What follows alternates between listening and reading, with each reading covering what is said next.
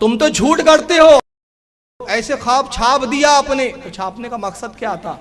اس سے کیا تعلیم دینا چاہتے ہیں آپ امت کو؟ صرف یہ بتانا چاہتے ہیں کہ رسول کی عظمت کچھ بھی نہیں ہمارے دل میں. اب آئیے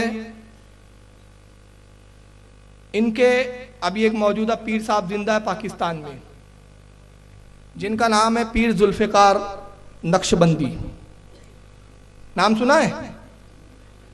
ہندوستان ابھی آئے تھے، دیوبند کا مدرسہ وغیرہ انہوں نے دورہ کیا. تو دیوبند کے ایک مولانا ہے جن کا نام ہے مولانا ندیم الواجدی دیوبندی، دیوبند کے عالم ہیں.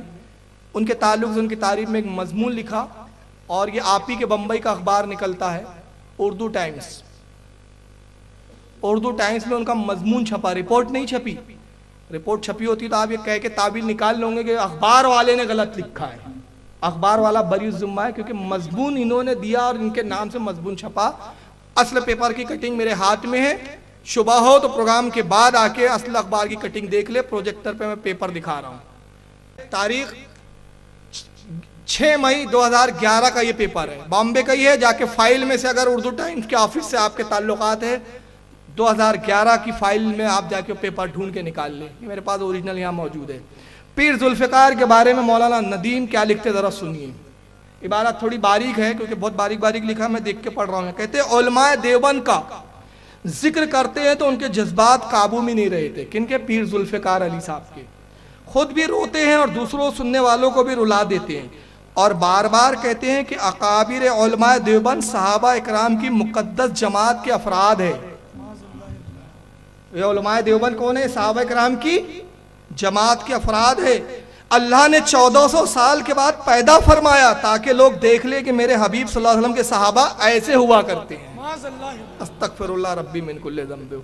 یہ صحابہ اکرام ہیں. چلیے آگے بڑھیں. یہ ملفوظات ہیں مولانا الیاس صاحب کی. مولانا منظور نعمانی دیوبند کے مناظر انہوں نے لکھی. صفحہ 122 پر لکھتے ہیں حضرت گنگوہی رحمت اللہ علیہ اس دور کے قطب ارشاد اور مجدد تھے. مولانا رشید احمد گنگوہی کون تھے؟ قطب ارشاد. یہ بہت بڑا ولایت کا مقام ہوتا ہے، اور مجدد تھے. اب آئیے ذرا دیکھیں مجدد صاحب کرتے کیا تھے. یہ تذکرۃ الرشید، اس کے اندر یہ جلد نمبر اس کی 2 ہے، صفحہ 290. ایک بار ارشاد فرمایا مولانا رشید احمد گنگوہی صاحب نے، میں نے ایک بار خواب دیکھا ہے کہ مولوی محمد قاسم صاحب عروس کی صورت میں، عروس کہتے دلہن، مولانا قاسم صاحب دلہن بنے ہوئے ہیں، اور میرا ان سے نکاح ہوا. سو جس طرح زن و شوہر میں یعنی مرد اور عورت میں ایک کو دوسرے سے فائدہ پہنچتا ہے، اسی طرح مجھے ان سے انہیں مجھ سے فائدہ پہنچا. تبصرے کی ضرورت نہیں ہے. یہ ان کے اولیاء ہے بھائی، اور یہ صحابہ ہے. پیر ذوالفقار علی کے نزدیک صحابہ کی مقدس جماعت ہے جو زمین پہ 1400 سال کے بعد بھیجی گئی. اب آپ کہیں گے یہ تو خواب دیکھا تھا، خواب پہ پکڑ نہیں ہے. چلو بیداری کا ایک قصہ سن لیں آپ. حکایات الاولیاء اشرف علی تھانوی صاحب، یہ ان کے اولیاء ہے. آپ یہ نہ سمجھے غریب نواز اور داتا گنج بخش کا ذکر ہے اس میں، یہ نہیں ہے. گنگوہی نانوتوی یہ اولیاء ان کا ذکر ہے. اشرف علی تھانوی صاحب نے لکھی، کتب خانہ نعمیہ دیوبند سے چھپی ہے. اس کتاب کا صفحہ 307، حکایت نمبر 305. مولانا اشرف علی صاحب کیا لکھتے ہیں؟ کہتے ہیں حضرت والد ماجد مولانا حافظ محمد احمد صاحب ام محترم، ام کہتے ہیں چچا کو، ام محترم مولانا حبیب الرحمان صاحب رحمت اللہ علیہ نے بیان فرمایا کہ ایک دفعہ گنگوہا کی خانقاہ میں یعنی رشید احمد گنگوہی کی خانقاہ میں حضرت گنگوہی اور حضرت نانوتوی کے مرید و شاگرد سب جمع تھے، اور یہ دونوں حضرات بھی وہیں مجمع میں تشریف فرما تھے کہ حضرت گنگوہی نے حضرت نانوتوی سے محبت آمیز لہجے میں فرمایا کہ یہاں ذرا لیٹ جاؤ کھٹیا پر. حضرت نانوتوی کچھ شرما سے گئے، مگر حضرت نے پھر فرمایا تو بہت ادب کے ساتھ چت لیٹ گئے. حضرت بھی اسی چارپائی پر لیٹ گئے اور مولانا کی طرف کو کروٹ لے کر اپنا ہاتھ ان کے سینے پر رکھ دیا، جیسے کوئی عاشق صادق اپنے قلب کو تسکین دیا کرتا ہے. مولانا ہر چند فرماتے ہیں میاں کیا کر رہے ہو، یہ لوگ کیا کہیں گے؟ حضرت نے فرمایا لوگ کہیں گے، کہنے دو. اب خواب نہیں ہے بھائی، تو اب اندازہ لگائیں آپ کہ یہ دیوبند کی گنگوہا کی خانقاہ میں کیا ہو رہا ہے. خلاصے کی ضرورت نہیں ہے، آپ لوگ خود سمجھدار ہے. کتاب کا نام کیا ہے؟ کتاب کا نام کیا ہے؟ سب لوگ خرید کے پڑھ لینا. حکایات الاولیاء. تو آپ بتائیے یہ ولی کا کردار ایسا ہوتا ہے؟ مولانا روم فرماتے ہیں کار شیطان می کند نامش ولی گر ولی ای است لعنت بر ولی. کہتے کام شیطان کے کرتا ہے اور بولتا ہے میں اللہ کا ولی ہوں. اگر یہی ولایت اور ولی ہونا ہے تو ایسے ولی ہونے پر لعنت ہے ہزاروں. چلیے آئیے اب آپ تاجیوں پڑھ جائیں گے. یہ نبوت کے بھی دعوے کر رہے ہیں ان لوگوں نے. یہ مولانا اشرف علی کی کتاب ہے الامداد, یہاں میرے پاس ٹیبل پر بھی موجود ہے, رسالہ الامداد. اب چھپنا بند کر دیا انہوں نے, رسالہ نکل رہا تھا ماہنامہ. اس میں مولانا اشرف علی تھانوی کے ایک مرید نے ایک خواب بیان کیا. صفحہ اس کا 34-35 ہے. کہتا ہے وہ مرید ایک روز کا ذکر ہے کہ حسن العزیز دیکھ رہا تھا, یہ کتاب کا نام ہے.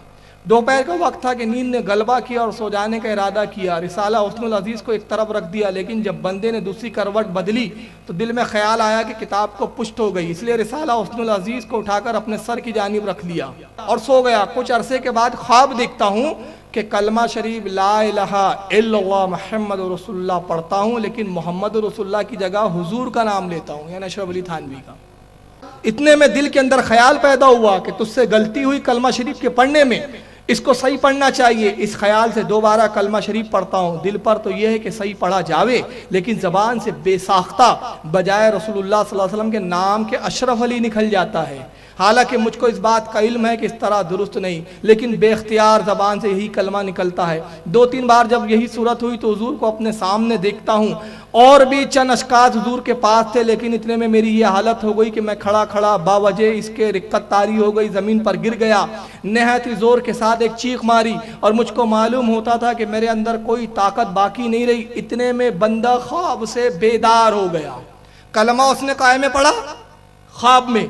اب خواب سے بولتا ہے میں بیدار ہو گیا, لیکن بدن میں بدستور بے حسی تھی اور اثر نا طاقتی کا بدستور تھا, لیکن حالت خواب اور بیداری میں حضور ہی کا خیال تھا. لیکن حالت بیداری میں کلمہ شریف کی غلطی پر جب خیال آیا تو اس بات کا ارادہ ہوا کہ اس خیال کو دل سے دور کیا جاوے, اس واسطے کہ پھر کوئی ایسی غلطی نہ ہو جاوے. بئی خیال بندہ بیٹھ گیا اور پھر دوسری کروٹ لیٹ کر کلمہ شریف کی غلطی کے تدارک میں اور رسول اللہ صلی اللہ علیہ وسلم پر درود شریف پڑھتا ہوں, لیکن پھر بھی یہی کہتا ہوں اللہم صلی علی سیدنا و نبینا و مولانا اشرف علی. حالانکہ اب بیدار ہوں, خواب نہیں, لیکن بے اختیار ہوں, مجبور ہوں, زبان اپنے قابو میں نہیں. اس روز ایسا ہی کچھ خیال رہا. دوسرے روز بیداری میں رکت طاری رہی, خوب رویا, اور بھی بہت سی وجوہات ہے جو حضور کے ساتھ باعث محبت ہے, یعنی سب محبت کی وجہ سے ہے. کہاں تک عرض کروں. اشرف علی تھانوی اس کو جواب لکھتے, جواب اس واقعے میں تسلی تھی جس کی طرف تم رجوع کرتے ہو, وہ بعون ہی تعالی متبع سنت ہے. کہتے کہ اس واقعے میں گھبرانے کی ضرورت نہیں, تسلی رکھو. جو تم میرے نام کا کلمہ پڑھ رہے ہو, کلمے میں میرا نام لے رہے ہو, یہ رسول اللہ کی سنت کے مطابق ہے, یہ سنت کی پیروی میں ہے. معاذ اللہ. اب ایک خاص عبارت دیکھ لیں, یہ نبوت کے بھی دعوے دار, اور عالم کیا تھا. اشرف علی صاحب نے کتاب لکھی جس کا نام ہے کمالات اشرفیہ. اس میں ان کے حالات لکھے ہیں. دیکھو مولانا اشرف علی صاحب اس میں خود کیا لکھتے ہیں. ان کے ایک مرید محمد عیسیٰ صاحب نے لکھی. کہتے ہیں اشرف علی تھانوی, فرمایا دعوت اور ہدیے میں حلال و حرام کو زیادہ نہیں دیکھتا کیونکہ میں متقی نہیں. یعنی نبی بننے کا دعویٰ اور متقی نہیں. چلیے اب یہاں سے 2-3 باتیں خاص خاص سن لیں آپ یہاں پہ, پھر اس کے بعد ہم اختتام کریں گے. اب یہ تھوڑا سا دل تھام کے یارو اب میری بھی باری آئی. کچھ چیزیں میں نے چھوڑ دیا ہے وقت کی قلت کے سبب. ابھی چل رہی ہے 11ویں شریف. مجھے ایک چیز بتائیے, آپ کے گھر کوئی مٹھائی بھیج دے یا آپ کے گھر کوئی کھانا بھیج دے, آپ کا کوئی پڑوسی, مثال کے طور پر ایسے شخص نے آپ کیا کھانا بھیج دیا جس کا کھانا لینا پسند نہیں کرتے, تو آپ اس کھانے کا کیا کریں گے. نہیں کھانا ہے آپ کو, آپ کا دل نہیں چاہتا کہ کھانا کھاؤں میں, میرے دشمن کے ہاں سے آیا, نفرت ہے اس سے, اس کھانے کا آپ کیا کریں گے بتائیے. پھینک دیں گے آپ, کسی کنارے پہ ڈال دیں گے, کوئی جانور کھا لے, کسی دوسرے شخص کو دے دیں گے. کبھی ایسا ہوتا ہے کہ آپ گڈھا کھودے اور پھر وہ کھانے کو دفن کرتے بیٹھے رہے. آپ نہیں کھا رہے دوسرے کو. عموماً گھروں میں جو کھانے ہوتے ہیں جب سڑ جاتے, انسان کے کھانے لائق نہیں رہتے, انسان اس نیت سے باہر کناروں پہ ڈال دیتا ہے کہ جانور کھا لے. انسان کے کھانے لائق نہیں, کم سے کم جانور کھا لے. مگر آئیے 11ویں شریف کی مٹھائی, فاتحہ کی مٹھائی سے ان کو کتنی نفرت ہے. مولانا اشرف علی کمالات اشرفیہ میں بیان کرتے ہیں. ایک شخص نے ان سے سوال کیا, صفحہ 154-155. ایک صاحب نے سوال کیا, اگر 11ویں کی مٹھائی آئے تو اس کو کیا کریں. فرمایا لے کر کہیں دفن کر دے، اور رد کرنے میں عوام کے اندر اشتعال کا اندیشہ، یعنی عوام ناراض ہوں گی، بھڑکیں گی، اختلاف ہوں گا، اس لیے یہ کرے کہ مٹھائی کو دفن کر دے۔ اس واقعے کو ابھی یہیں رکھیں اور اس پر غور کریں کہ 11ویں کی مٹھائی ان کے نزدیک اتنی ناپاک، اتنی بری، اتنی بیکار کہ کسی جانور کو نہیں کھلا سکتے، کسی دوسرے شخص کو نہیں دے سکتے، حتیٰ کہ کسی کافر کو بھی نہیں دے سکتے۔ اس مٹھائی کو کیا کریں؟ دفن کر دے۔ اب آئیے ایک دوسرا حکایت الاولیاء میں مولانا اشرف علی صاحب کیا لکھتے ہیں، اب ذرا دیکھیں، صفحہ 39 340، 2 صفحے ہیں۔ حکایت 366، فرمایا میرٹھ مطبع مجتبائی میں ایک مقام پر مولانا محمد یعقوب اور مولانا محمد قاسم رحم اللہ علیہ ایک جگہ ہی ٹھہرے ہوئے تھے۔ مولانا محمد یعقوب اشرف علی تھانوی کے استاد ہے، قاسم نانوتوی اور مولانا یعقوب ایک ہی جگہ ٹھہرے ہوئے تھے میرٹھ میں، مگر مولانا نانوتوی رحمت اللہ علیہ تو نیچے کے درجے میں تھے، یعنی نیچے کے فلور پر تھے، مولانا محمد یعقوب رحمت اللہ علیہ اوپر کے درجے میں تھے۔ ایک رنڈی اپنی چھوکری کو جو سیانی تھی اپنے ہمراہ لائی، اور مولانا محمد قاسم رحمت اللہ علیہ سے، چونکہ مولانا محمد قاسم بہت مشہور تھے اور مولانا محمد یعقوب اس قدر مشہور نہ تھے، کسی نے انہی کا پتہ دے دیا، عرض کیا کہ یہ میری چھوکری ہے اور مدت سے بیمار چلی جا رہی ہے، میری اوقات بسر اسی پر ہے۔ طوائف کہہ رہی ہے کہ میری لڑکی ہے، بیمار ہے، اور میری اوقات کس پر ہے؟ گزر اوقات اسی پر، یعنی گندہ پیشے پر۔ آپ اسے تعویذ یا دعا کر دیجئے۔ مولانا محمد قاسم رحمت اللہ علیہ نے یوں چاہا کہ نہ میری وضع میں فرق آئے، نہ اس کی دل شکنی ہو، اس سے فرمایا کہ اوپر ایک بزرگ ہے، تم ان کے پاس لے جاؤ۔ یہ اوپر پہنچی، مولانا محمد یعقوب نے پوچھا، اس نے عرض کیا یہ میری لڑکی ہے، اس کو مرض ہے اور میری اسی پر کمائی ہے، آپ دعا یا تعویذ کر دیجئے۔ مولانا محمد یعقوب نے نہ معلوم دعا کی یا تعویذ دیا، اور اسے رخصت کر کے نیچے تشریف لائے اور پوچھا اسے کس نے بھیجا ہے؟ مولانا محمد قاسم صاحب خاموش ہو گئے، فرمانے لگے کہ بڑے متقی نکلے، اپنے تقوی کی اس قدر حفاظت میرے پاس خلوت میں بازاری عورت کو بھیج دیا، اپنے نفس پر کس کو اعتماد ہے؟ وقت نہیں ہے سب جانے کا۔ خدا کے فضل سے چھوکری کو آرام ہو گیا، یعنی تعویذ دیا کہ دعا کی اللہ جانے، لیکن کیا ہوا؟ بہرحال وہ گئی، اس کو آرام ہو گیا۔ تو وہ مٹھائی لائی اور سیدھی اوپر مولانا کے پاس پہنچی اور ہاتھ جوڑ کر کہا حضرت آپ کی دعا سے میری لڑکی کو صحت ہو گئی، یہ مٹھائی شکریہ میں لائی ہوں۔ مولانا نے فرمایا رکھ دو، چنانچہ وہ رکھ کر چلی گئی۔ مولانا نیچے تشریف لائے اور فرمایا کہ حرام کمائی کی ہے، اس کا کھانا حرام ہے، مساکین کا حق ہے، غریبوں کا حق ہے، اغنیا کا حق نہیں ہے، جس کا دل چاہے لے لے۔ ہمارے حضرت نے فرمایا دیکھیے شریعت و طریقت سب جمع کر دی، یعنی کہا کہ یہ امیروں کا حق نہیں ہے، مطلب امیر لوگ حرام کی نہیں کھا سکتے، غریب لوگ حرام کی کھا سکتے ہیں۔ اور اس کے بعد کہا کہ یہ مٹھائی غریبوں کا حق ہے، غریبوں کے لیے رکھ دو، جس کا دل کھانے کے لیے کہتا ہے کھا لے۔ مطلب رنڈی کی لائی ہوئی مٹھائی تو کھانے کے لائق ہے، غریبوں کے لیے ہے، مگر 11ویں کی مٹھائی اتنی ناپاک کہ معاذ اللہ ثم معاذ اللہ اس کو جانور کو بھی نہ کھلائے، کسی کو نہ کھلائے، بلکہ اس کو کیا کرے؟ دفن کر دے۔ ہاں آخری وقت۔ اب آئیے، یہ طاہر گیاوی ان کے بہت بڑے علامہ ہیں، نام سنا ہے؟ طاہر گیاوی صاحب درود شریف صلاۃ والسلام جو ہم جمعے میں اور مسجدوں میں پڑھتے اس کے بارے میں کیا تبصرہ کرتے ذرا سن لیجئے۔ اور آج مسجدوں کا حال یہی ہو رہا ہے، اب بچے ہی نہیں، بڑے بوڑھے جوان بھی وہاں شور کرتے، اور شور بھی عجیب ٹائپ کا شور ہوتا ہے، دیکھنے میں معلوم ہوتا ہے کہ بڑا اچھا کام ہو رہا ہے، لیکن وہ اندر سے انتہائی غلیظ کام ہے۔ آج کل ٹیسٹ کرنے کے لیے ڈاکٹر لوگ بتاتے پاخانہ پیشاب ٹیسٹ کرا کر رپورٹ لاؤ، تو اب جس کو پاخانہ ٹیسٹ کرانا ہے تو ٹیسٹ جہاں ہوتا ہے وہاں جا کر پاخانہ تھوڑی پھرتا ہے، جہاں پیشاب ٹیسٹ ہوتا ہے وہاں بیٹھ کر پیشاب تھوڑی کرتا ہے، وہ تو پولیتھین میں بند کر کے لے جاتا ہے۔ اب یہ پولیتھین میں بند ہے تو بے وقوف آدمی، نادان آدمی سمجھتا ہے کہ لگتا ہے اس میں کوئی حلوہ ہوا جا رہا ہے۔ ابھی تو پیک ہے نا، جب کھلے گا تب پتہ لگے گا کہ خوشبودار ہے کہ بدبودار ہے۔ اسی طریقے سے کچھ چیزیں دیکھنے میں معلوم ہوتی ہیں کہ بہت پیک ہیں اور بڑا شاندار لیبل ہے اس پر لگا ہوا، ये शोर शराबा नहीं है, हंगामा नहीं है, लेकिन ये लेबुल वाला जो प्लॉटिंग है ये फट जाएगा क़यामत में, और वहां जब इसका पोल खुलेगा तो इसकी बदबू महसूस होगी। ये जो मस्जिदों में दरूद और सलाम चीख चीख कर माइक लगाकर शोर हंगामा करके लोग पढ़ते हैं, देखने में मालूम होता है कि वो ये तो दरूदे पाक है, हालांकि वो पाक नहीं है, नापाक है। ये पोलोथिंग जब फटेगा क़यामत में तब समझ में आएगा वो हलवा नहीं है, वो गिलाजत है, नापाकी है। दरूद सलाम के बारे में जो मिसाल दी समझ में आ गई, तफसीरा करने का वक्त नहीं है। दो बातें मैं यहाँ बयान करके इसका जवाब मुकम्मल करता हूँ। दरूद नापाक उसने कहा, ये किताब है एक अखबारुल अखयार, ये किताब है शाह अब्दुल हक मुहद्दिस दहलवी रहमतुल्लाह ताला अलैह की। अखबारुल अखयार तर्जमा भी इन लोगों ने किया, फारसी में असली किताब थी, उर्दू में देवबंदी के दो मौलाना ने मिलकर तर्जुमा किया, मौलाना सुभान महमूद साहब, मौलाना मोहम्मद फाजिल साहब दारुल उलूम, और ये दोनों मौलाना देवबंद के हैं। अखबारुल अखयार शाह अब्दुल हक की फारसी किताब का उर्दू में इन्होंने तर्जुमा किया। शाह अब्दुल हक मुहद्दिस दहलवी ने, मैं इनके बारे में बता चुका हूँ, वक्त के बहुत बड़े मुहद्दिस है, इसमें बुजुर्गान दीन के हालात पे किताब लिखी।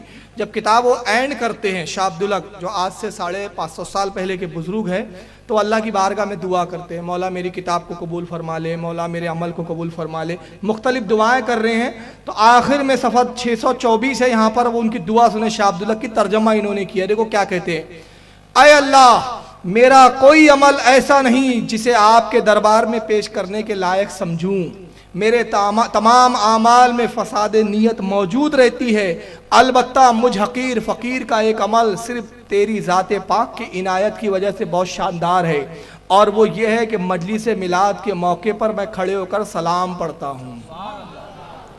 शाह अब्दुल हक जैसा वक्त का मुहद्दिस क्या कह रहा है, मेरा कोई अमल ऐसा नहीं कि अल्लाह मैं जिस पर यकीन रखूं कि तू उसको कबूल कर लेगा और मुझे बख्श देगा, सिर्फ एक अमल है जो तेरी तौफीक से शानदार है, जिस पर मुझे यकीन कामिल है कि उस अमल के एवज तू मुझे बख्श देगा। और वो अमल क्या है कि मिलाद के मौके पर मैं खड़े होकर सलाम पढ़ता हूँ और नहायती आजिज़ी व इनकिसारी मोहब्बत व खुलूस के साथ तेरे हबीब पाक सल्लल्लाहु अलैहि वसल्लम पर दुरूद व सलाम भेजता रहा हूँ।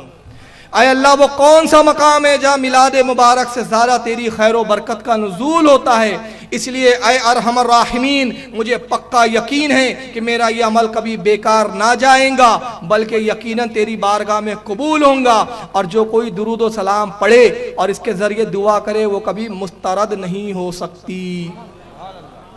ये मुहद्दिस का कौल, जिनके छापने वाले भी ये, और ऐसे सलाम जिस पे शाह अब्दुल हक मुहद्दिस दहलवी जैसा जिस अमल पर फक्र कर रहा है, इनके नज़दीक नापाक है। चलिए इनको मैं इनकी नापाकी इन्हीं पे लौटाता हूँ। उम्मी बी का आपने तस्करा सुना, इलियास कांधेलवी और अशरफ अली की नानी, उनके बारे में मौलाना खलील अहमद अम्बेठी इलियास साहब के जो उस्ताद हैं उनके हालात के बारे में क्या लिखते, ज़रा किताब देखिए। किताब का नाम है तस्करतुल खलील। तस्करतुल खलील इस वक्त मेरे हाथ में भी है, आपको मॉनिटर पे भी नजर आएंगी। तस्करतुल खलील का सफ़ा 96 नानी के बारे में लिखते हैं कि बी उम्मी यानी इलियास साहब की नानी, बी उम्मी की उम्र तवील हुई, उन्होंने नवासों की औलाद को भी देखा, आखिर उम्र में बसारत और चलने फिरने से माजूर हो गई थी, और मर्जुल मौत में 3 साल कामिल साहिब फराश रही, यानी बिस्तर पे ही पड़ी रही, उठना बैठना नहीं होता था। मगर न कल्बी व लिसानी जिक्रुल्लाह में फ़र्क आया, न सब्र व रज़ा बरक़ज़ा में कमी लाहक हुई। जिस मरीज को 3 साल मर्ज़ इसहाल कहते हैं लूज मोशन को, कंटिन्यूस पैखाना होता रहता, रुकता ही नहीं, कंटिन्यू यही, और अशरफ अली थानवी को भी आखिरी में यही हुआ था, इसी हालत में मरे हुए नजासत वाले बिस्तर पर। तो कहते हैं कि जिस मरीज को 3 साल मर्ज़ इसहाल में इस तरह गुजरे कि करवट बदलना भी दुश्वार हो, उसके मुतालिक ये ख्याल बेमौका ना था कि बिस्तर की बदबू धोबी के यहाँ भी ना जाएंगी।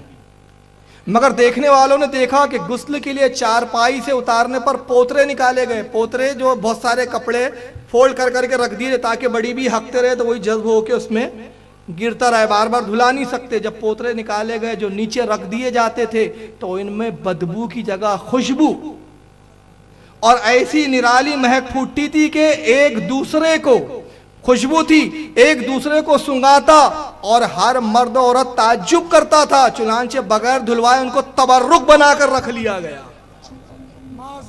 تو جو درود و سلام کو ناپاک کہتے ہیں، اللہ تعالیٰ کی یہ مار ہے کہ ایسے گو گوبر کے تبرک ان کو دیے جاتے ہیں. رکھو اس کو سنبھال کر. آگے میں آخر میں بتا دوں. کتنا وقت ہے بھائی؟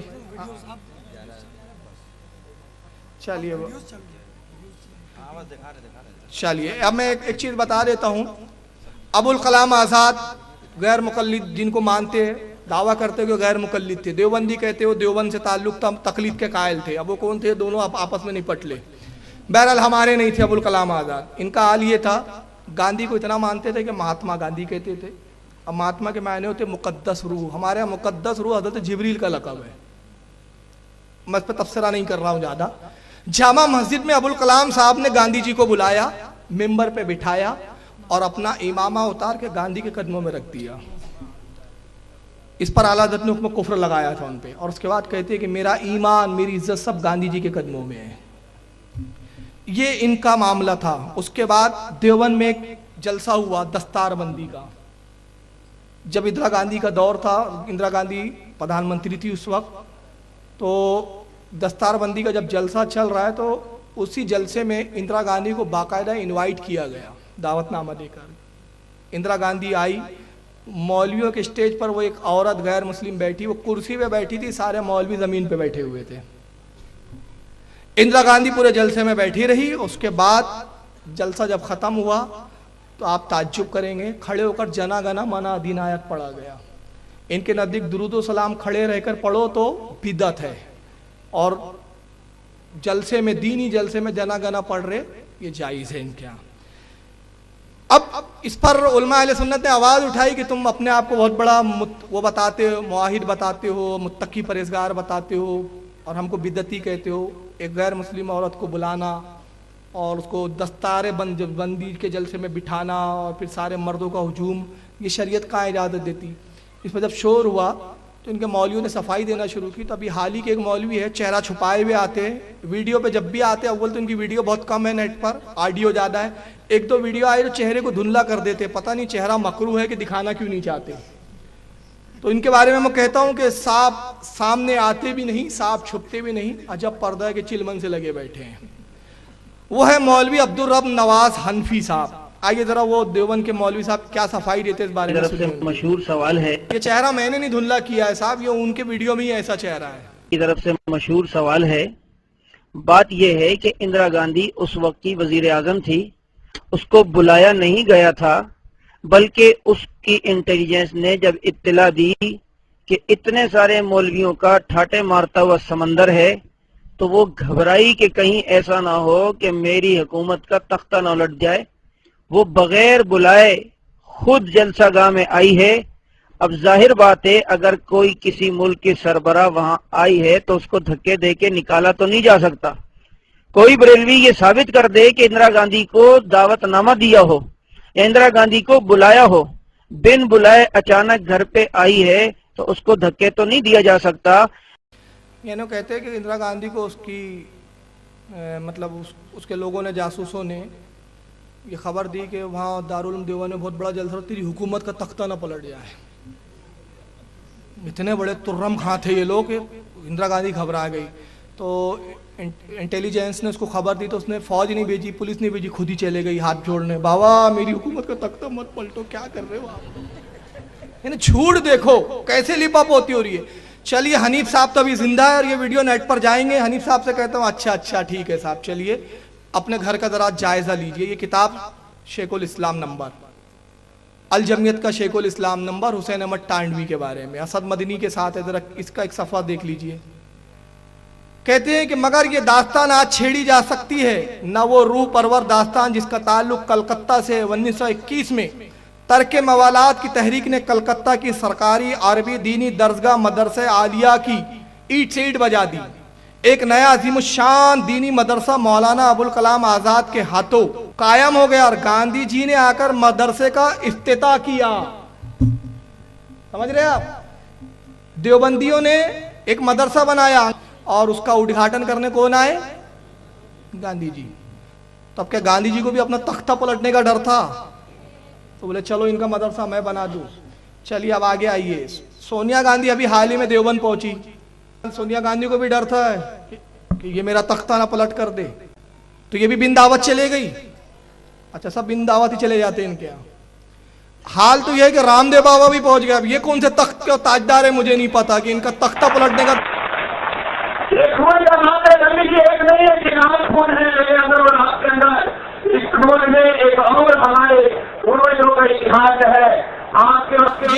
रामदेव बाबा कहीं के राष्ट्रपति प्रधानमंत्री है कि देवबंद पहुंच गए, चलो नहीं तो तख्ता पलट जाएगा अपना। मेरे ख्याल से ऐसा हुआ होगा, उनको डर लगा कि मेरी जो दवाइयों की दुकान चल रही है, देवबंद वाले फतवा ना देते रामदेव बाबा की दवा खाना जाई थी, तो पहुंच जाओ, बोले चलो। हमारे पूजा पाठ की पद्धतियां अलग हो सकती है, लेकिन आपके और मेरे पूर्वज एक ही है, हम ये कभी नहीं भूल सकते। इससे आगे है इस बात का बात ये की आती है। मैं बहुत हृदय से धन्यवाद करता हूँ सभी उलेमाए हिंद के, हमारे सभी इन महापुरुषों का, मौलानाओं का, जिन्होंने कहा कि योग जो है वो धर्म के मजहब से बड़े है।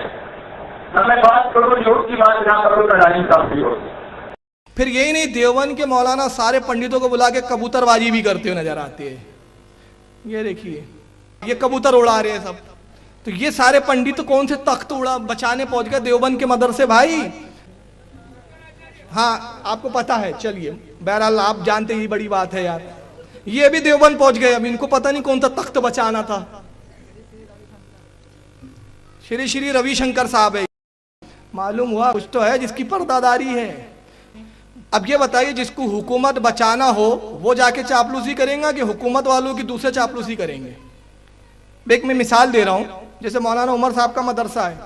अब अचानक खबर लगे कि भाई फारूक रजवी जो है मौलाना उमर के मदरसे के खिलाफ खूब बोल रहा है। मौलाना उमर घबरा गए अचानक। तब मैं मौलाना उमर के मदरसे पहुंच गया। तो मौलाना उमर क्या करेंगे, मेरी खुशामद करेंगे, मुझे खुश करेंगे कि उल्टा ये होंगे मैं मौलाना उमर के कदम वदम चूमने लग जाऊंगा। तो अगर मैं चूमूंगा, मैं करूँ, तो लोग क्या कहेंगे, अरे यार फारूक मौलाना उमर से डरता है। अब आइए, मुलायम सिंह देवबंद पहुंचे, पता नहीं वो कौन सा तख्त बचाने पहुंचे थे। अब जैसे देवबंद पहुंचे, अब कुछ लोगों ने मुझे बाद में फोन किया, कहा कि वो देवबंद के मौलानी ने नदवा किया। मैंने कहा तुम ही सब जुड़वा भाई हो भाई, देख लो वो तुम पता लगाओ कौन सी नस्ल के, कौन से चचेरे भाई है, क्या मेरे भाई है। एक ही चट्टे के थाली के चट्टे बट्टे हो, नदवा भी तुम्हारा, देवबंद भी तुम्हारा। बरेलियों का नहीं है फिलहाल, हमारा तो बरेली मरकज है, कचौचा मरकज है, हमारा माहरेरा मरकज है। हमारे तो मरकज खुले हुए हैं, हम तो बरेली वाले। अब तुम्हारा नदवा, वो अबू जहल का नदवा, तुम्हारा नदवा। तो अब मुलायम सिंह पहुंचने के बाद दौरा और किया, हाँ सब ठीक ठाक चल रहा है, सब चापलूस मेरे एजेंडो बराबर काम हो रहा है। जी महाराज।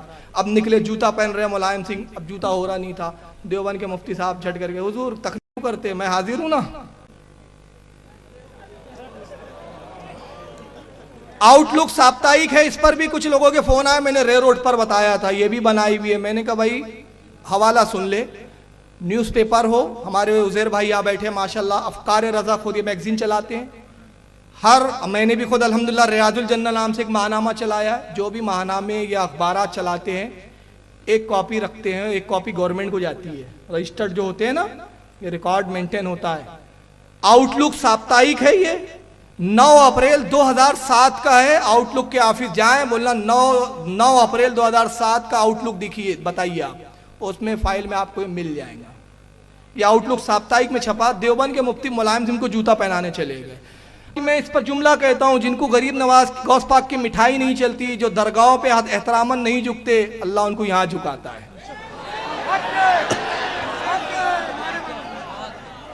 नारे तकबीर, नारे रिसालत, ख्वाजा का हिंदुस्तान, ख्वाजा का हिंदुस्तान। एक शेर कह रहा हूं, देखो उर्दू दा बड़े अच्छा समझेंगे। ऐसा लगता गालिब ने इन्हीं की अक्कासी की थी। कहता इस नक्शे पा के सजदे ने किया क्या क्या जलील, इस नक्शे पा के सजदे ने किया क्या क्या जलील, मैं कूचे रकीब में भी सर के बल गया। ये इन्हीं के लिए लिखा गया है। तो ये अब बताइए, ये हुकूमत का इसको खतरा है कि इसको खतरा है? इसको देवबंद का खतरा है। हुजूर मैं आपको जूता भी पहनाता हूँ, पैर भी छूता हूँ, कल ऐसा ना आप ऑर्डर दे दे देवबंद मदरसा बंद कर दो।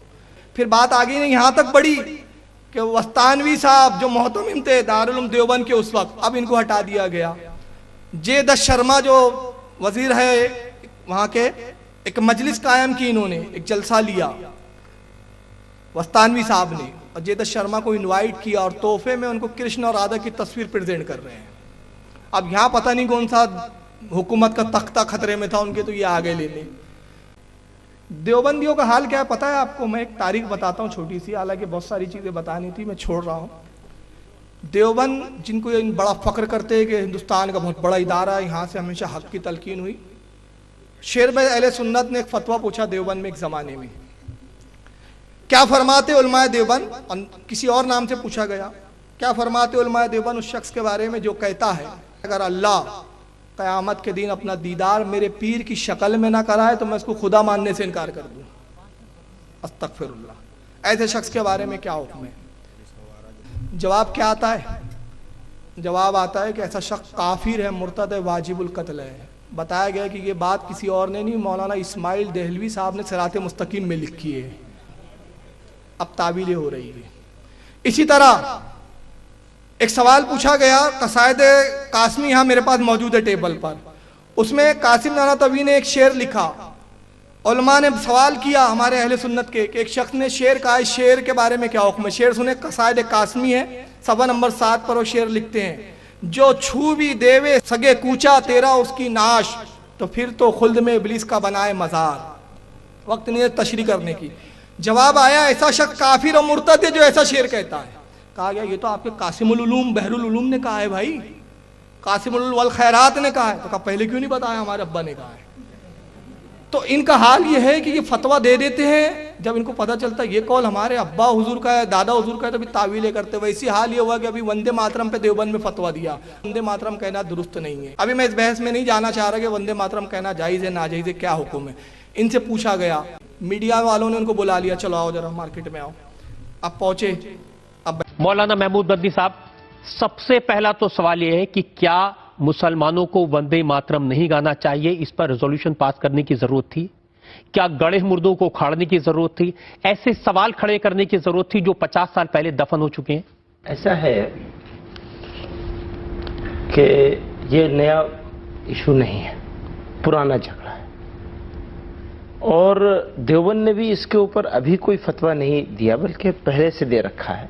اور دیوبند نے بھی اس کے اوپر ابھی کوئی فتویٰ نہیں دیا بلکہ پہلے سے دے رکھا ہے.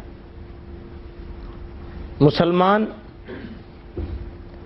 ایک خدا کے علاوہ کسی کی پوجا نہیں کر سکتا. مطلب پہلا یہ پہلی کلپ دکھایا میں نے جس میں انہوں نے کہا کہ دیوبند میں یہ پہلی بار فتویٰ نہیں دیا کہ اس سے پہلے بھی فتویٰ دیا ہے کہ وندے ماترم کہنا جائز نہیں. اب آگے آئیے دوسرا سنیں. آگے شاہد صاحب ہیں، آپ لوگ ہیں، یہ سوال کھڑا ہو رہا ہے کہ یہ وندنا کے معنی پوجا کرنا ہے یا نہیں ہے. تو اس کو کلیئر کر کے اسی کی روشنی میں آپ سوال پوچھ لیجئے دارالعلوم سے، اور میں سمجھتا ہوں آپ اگر اس کو کلیئر کر کے سوال پوچھا جائے گا اور اگر ان کا جواب یہ آ جاتا ہے تو ہمیں کیا اعتراض ہو سکتا ہے؟ لیکن اس میں تو کسی کو اعتراض نہیں ہے. آپ کی فتویٰ مانگ لیں، پوچھ سکتے ہیں اس کو کلیئر کر کے اس کے صحیح ترجمے کے ساتھ کہ بھئی یہ ترجمہ بنتا ہے، یہ ڈکشنری ہے، انہوں نے یہ کہا ہے، انہوں نے یہ کہا ہے، انہوں نے یہ کہا ہے. اور اگر وہ جواب آ جاتا ہے تو ہم کسی کو، میں سمجھتا ہوں ہندوستان میں کسی مسلمان کو اس پہ کوئی اعتراض نہیں. دیکھیے شاہد بھائی اس کی پرابلم نہیں ہے مولانا، اس کا مطلب ہے ہی نہیں عبادت. بھائی شاہد بھائی اس میں پھر اعتراض ختم ہو گیا نا. میں آپ سے کہہ رہا ہوں کہ آپ اسی طرح سے سوال مرتب کر کے بھیج دیجیے دارالفتہ سے. آپ کے مطلب آپ کے اس سوال اگر یہ اس سے مطمئن ہو گئے وہ کہاں یہ ڈکشنری اور یہ ترجمہ صحیح ہے، میں کل ہی بھیج دوں گا دارالعلوم کو، فیکس کر دوں گا اس ٹرانسلیشن کے ساتھ، ڈکشنری کے ساتھ. بہت شکریہ، بہت شکریہ. وندنا پہ رہ جاتا ہے تو وندنا کے کیا معنی ہیں یہ اس کو اگر سب اس کے اوپر ڈیبیٹ ہو کر کے وہ ہو جائے تو کیا. شاہد جو ہے یہ نئی دنیا کے ایڈیٹر ہے. پہلے تو فتویٰ دے دیا انہوں نے کہ وندے ماترم کہنا ناجائز ہے، جو کہیں گا وہ کافر ہے. اب بعد میں شاہد صاحب آپ دیکھ لیں، تحقیق کر لیں، ڈکشنری دیکھ لیں، تو پہلے کیا سمجھ کے فتویٰ دیا تھا آپ نے؟ فتویٰ تحقیق کے بعد دیا جاتا ہے، تو مطلب بنا تحقیق کے یہ دے دیتے ہیں کچھ بھی. آپ لوگ دیکھ لیں یہ ان کے فتوے. لیکن بس آخری بات یہ ختم کر رہا ہوں، ہم بریلی کو اس لیے مانتے ہیں کہ جب بریلی ایک فتویٰ دے دیتا ہے بریلی سے کوئی ہمارا عالم، تو پلٹتا نہیں ہے. پھر یہ بریلی کی شان ہے. हुजूर मुफ्ती आजम हिंद ने जब नसबंदी के खिलाफ फतवा लिखा कि नसबंदी हराम है, तो वक्त की प्रधानमंत्री इंदिरा गांधी भी गई, तो आपने फरमाया हुकूमत बदल सकती है लेकिन बरेली का फतवा नहीं बदल सकता। और हुकूमत बदल गई लेकिन फतवे नहीं बदले गए। माशाअल्लाह, आपका जोश, अल्लाह ताला आपके जोश खरोश को सलामत रखे जी। अब आइए, बस आखिरी क्लिप में एंड कर रहा हूं। ये पैसों के भिखारी, इनके फतवे पैसों पे बिकते हैं, गौर करें। ये हुकूमत के तलवे चाटते हैं, ये मिनिस्टरों के और लीडरों की चापलूसी करते हैं। और अगर आपको यकीन ना आ रहा हो तो आइए ये वीडियो क्लिप देख लें। कर दिया गया है, जबकि मौलाना इमरान अब नमाज नहीं पढ़ा सकेंगे। यह है मुफ्ती हबीबुर रहमान। पैसे लेकर इन्होंने जारी किया था फतवा, मुस्लिम क्रेडिट कार्ड का इस्तेमाल नहीं कर सकते। इन्हें मुस्लिमों की प्रभावशाली संस्था दारुल उलूम देवबंद से मुअत्तल कर दिया गया है।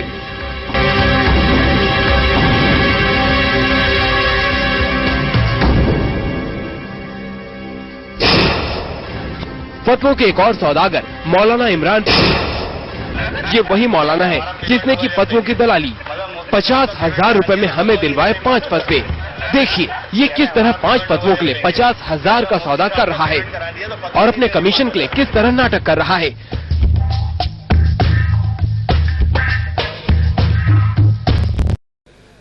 50,000 में 5 फतवे दिए इन्होंने। 10,000 की फतवे की कीमत है। हम बरेली की ताजीम इसलिए करते हैं कि वहां फतवे बदलते नहीं।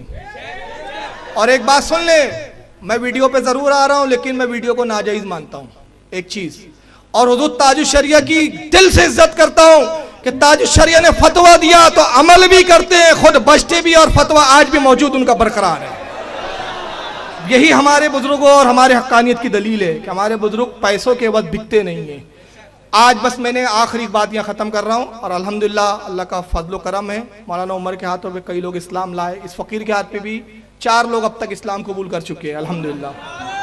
और कितने बदअकीदों ने तौबा की तो उसकी तो गिनती मैं भी नहीं जानता।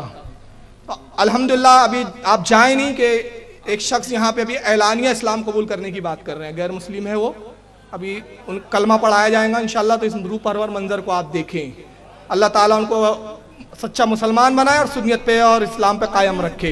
आखिरी बात मैं यहाँ पर एंड कर रहा हूँ। आपको मैंने आज की मजलिस का मुंसिब बनाया था, बात यहीं से शुरू हुई थी कि आज आप सामाइन नहीं बल्कि क्या है, जज है। अब बस आखिरी, अब आपकी आवाज और आपके नारे मुझे मेरा जवाब होंगे। आपको रुपयों के एवज बेचने वाले, फतवा देने वाले, रुपयों के एवज शरीयत को बेचने वाले मौलवियों की पैरवी करना है या शरीयत के तहफ्फुज करने वालों की? किसकी पैरवी करना है? अल्लाह ताला आपको इस्तेकामत बख्शे और हमें सही मायने में सुन्नी बनाए रखे। वमा अलैना इल्लल बलागुल मुबीन। अस्सलाम वालेकुम।